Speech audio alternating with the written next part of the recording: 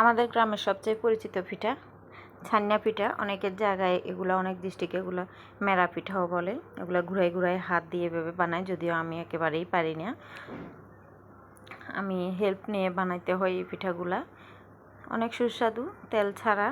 আবার অনেকে আছে দেখি যে বিভিন্ন পাহাড়ি জায়গায় এগুলা, বান্দরবনের দিকেও দেখি যে বিভিন্ন ব্লগে দেখি যে এই পিঠাগুলা বানাই, তারপরে এগুলা দিয়ে মরিচ ভর্তা দিয়ে খায়।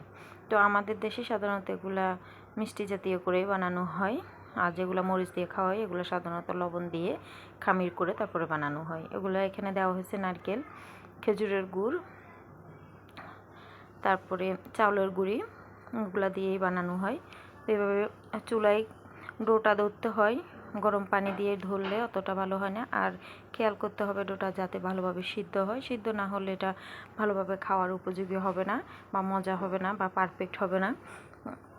খামিরটা ধরার সময় অনেক কেয়ারফুলি করতে হয়, মিষ্টি লবণ সব যাতে ঠিকঠাক হয়। তো এগুলাকে ভালো করে মুথে নিয়ে তারপরে পিঠাগুলো আস্তে আস্তে তৈরি করতে হয়। তো আমি অত ভালো পারি না, আমি হেল্প নিয়ে করতে হয়। আশেপাশে কেউ পারলে ওদেরকে টেনে এনে বসাই দিই ওগুলো করার জন্য। তো আলহামদুলিল্লাহ খেতে অনেক ভালো হয় এগুলা।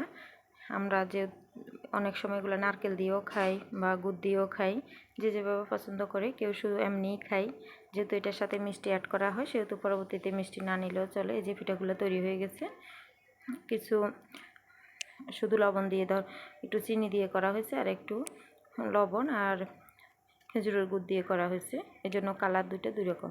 সবাই ভালো থাকবেন। আসসালামু আলাইকুম।